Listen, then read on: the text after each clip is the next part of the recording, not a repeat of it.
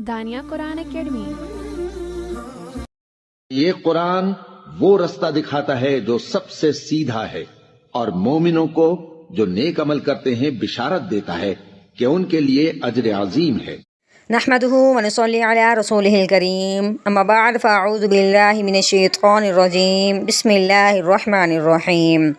السلام علیکم ورحمۃ اللہ وبرکاتہ۔ امید ہے آپ سب خیریت سے ہوں گے، انشاءاللہ جہاں ہوں گے ایمان اور صحت کی نعمت سے مالا مال ہوں گے۔ ہاں جی، تو آغاز کرتے ہیں ہم اپنے آج کے سبق کا دعاؤں کے ساتھ۔ تو چلیے شروع کرتے ہیں۔ اللہم صلی علی سیدنا و مولانا محمد وعلی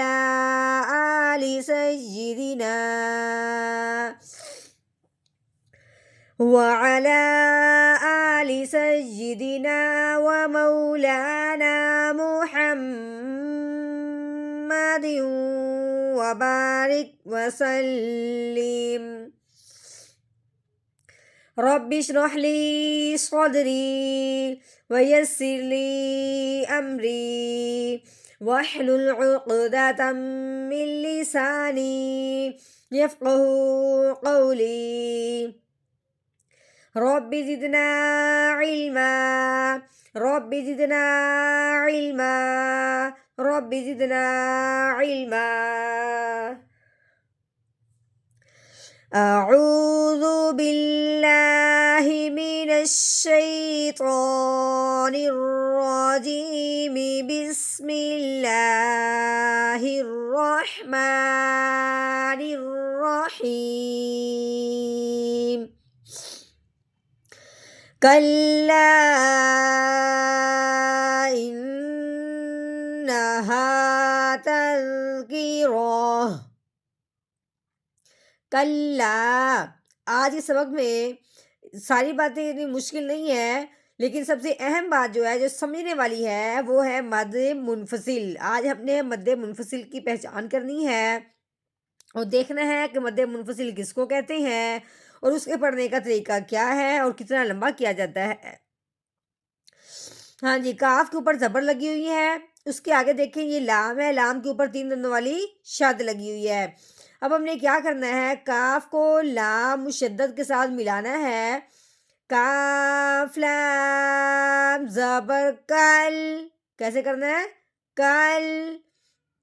اب لام کے اوپر زبر ہے، اس کے آگے دیکھیں آگے کیا ہے؟ الف۔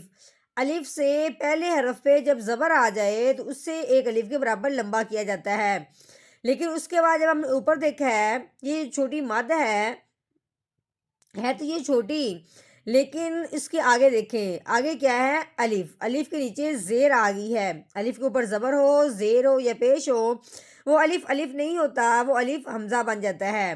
ٹھیک ہے، اب ہم نے یہ دیکھنا ہے کہ اس مد کے فوراً بعد حمزہ آ گیا ہے، لیکن حمزہ اسی کلمہ میں کلا اسی میں نہیں آیا، بلکہ جو اگلا کلمہ شروع ہو رہا ہے، اگلی بات شروع ہو رہی ہے، انہا اگلا کلمہ ہے، انہا کے شروع میں آیا ہے۔ گویا کہ ہم نے یہ کہنا ہے کہ یہ جو حمزہ ہے یہ مد کے والے کلمے میں نہیں آیا بلکہ اگلے کلمہ کے شروع میں آیا ہے، تو ہلکا سا فاصلہ ہوا ہے، درمیان میں کوئی حرف اور نہیں آیا بلکہ ذرا سا فاصلہ ہوا ہے۔ اس فاصلہ ہونے کی وجہ سے اس مد کا نام کیا ہو گیا؟ مد منفصل، یعنی کہ ہلکا سا کیا ہو گیا؟ فاصلہ ہو گیا، لیکن آئی مد کے فوراً بعد حمزہ ہی ہے۔ ہاں جی، اب مد کے فوراً بعد حمزہ آنے کی وجہ سے اب اس مد کو اب ہم نے 4 الف کے برابر لمبا کرنا ہے۔ ٹھیک ہے نا، اس حمزہ کی وجہ سے اس مد کو اب ہم نے 4 الف کے برابر لمبا کرنا ہے، تو کیسے پڑھیں گے؟ لام الف مد زبر لا،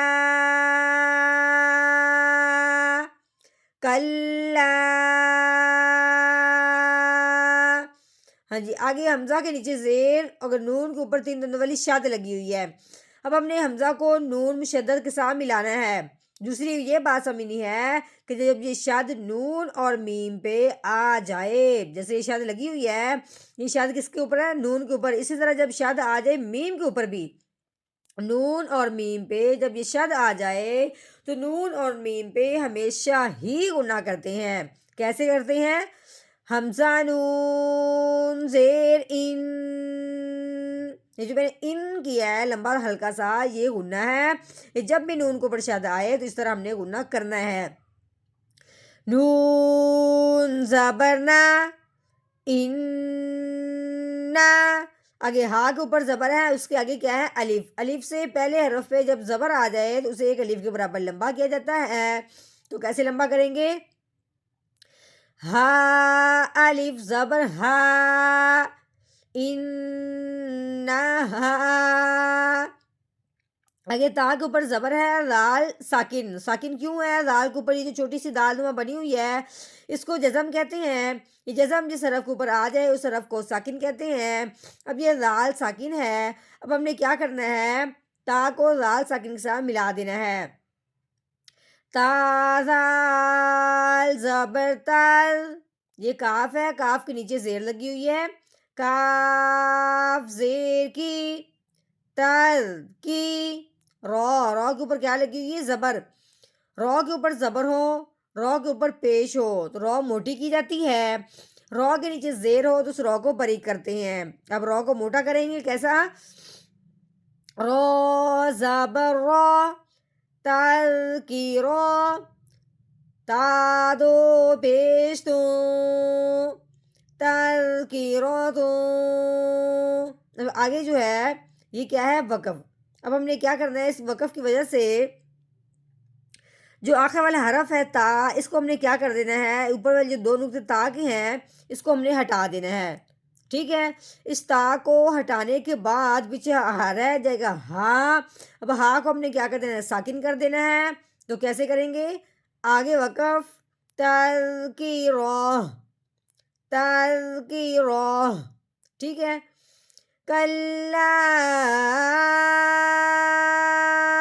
انہا تذکرہ.